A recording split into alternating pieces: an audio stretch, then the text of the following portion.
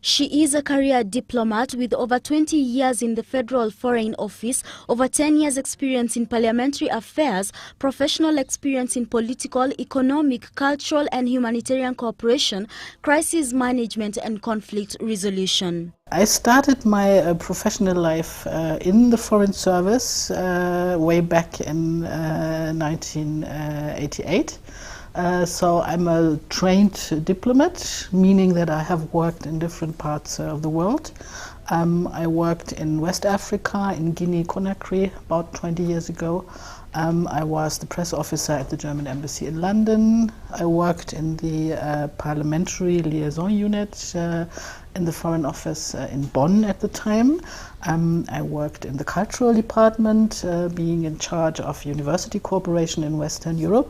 Her Excellency Margit Hellwig was appointed the German ambassador to Kenya on the 17th of August 2009. On arrival in Nairobi, she came face to face with the reality of the frustration that most people face in Nairobi: traffic. Now, the first challenge you face when you come to Nairobi is traffic. So it took me some time to get used to it. But with no time, she got used to it and even decided to face it head-on by driving herself around Nairobi. After 3 weeks, I was able to buy my own car, and of course for official purposes I have my driver. But sometimes I think I also have to have some life for myself, and driving my own car, this is some sort of freedom I like to have. So when I got this car, first of all I equipped it with a solid bull bar.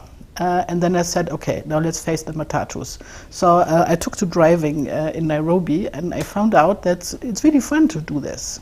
Maybe this is one of the last adventures of mankind, to go driving a car in Nairobi. This was a challenge I had to overcome, and I think I faced it and I managed. Her love for nature is profound, and when away from work, she enjoys the nature around her on her hammock. I enjoy going for a walk in my beautiful garden. When I wake up in the morning, I always feel very privileged to be an ambassador, to live in this beautiful residence. I can go for a walk in the garden with my cat, look at what the two tortoises do. The other day I found 2 hornbills in my garden. So, I mean, you have to imagine this. You are lying in your hammock on a Sunday afternoon, you look in the trees above you, and then you see just hornbills. You have to go to a zoo in Germany to have this.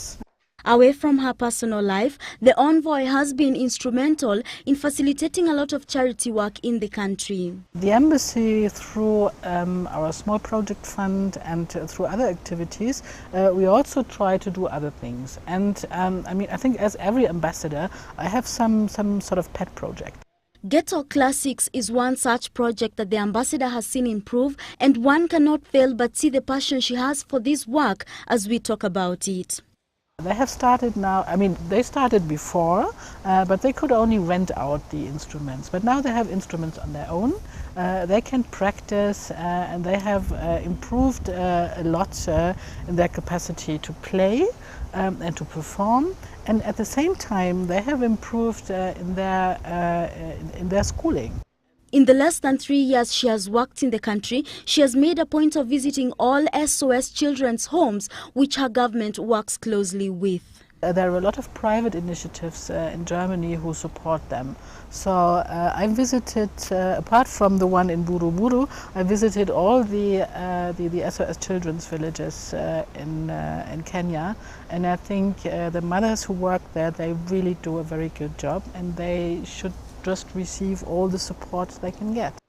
Having come from a country that has a background of historical injustices and a subsequent court system similar to the ICC process, the envoy is of the strong opinion that the Kenyan government ought to cooperate with the Hague-based court as a sign of its quest for justice. It is very important that the Kenyan government continues to cooperate with the ICC because as it was not possible to take the perpetrators of post-election violence to trial in Kenya, the ICC has come in and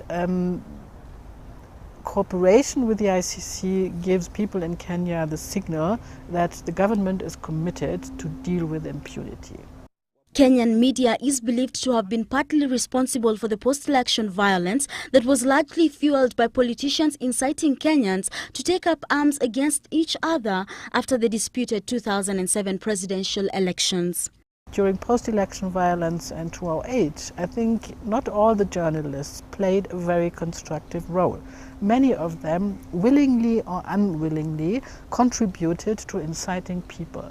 And I think the risk is much too high for Kenya to let this happen again. Coming from a country that has seen a similar or even worse kind of scenario under the rule of Adolf Hitler, the ambassador has initiated courses aimed at educating journalists on conflict-sensitive and responsible journalism. What is helpful for journalists is to learn to be careful about the way they use language, because language is a very important tool. And if you want to hurt somebody or you want to kill somebody, you do not necessarily need a panga. You can do it with words. So watching out how you use words, how you may use, intentionally or unintentionally, words to harm other people.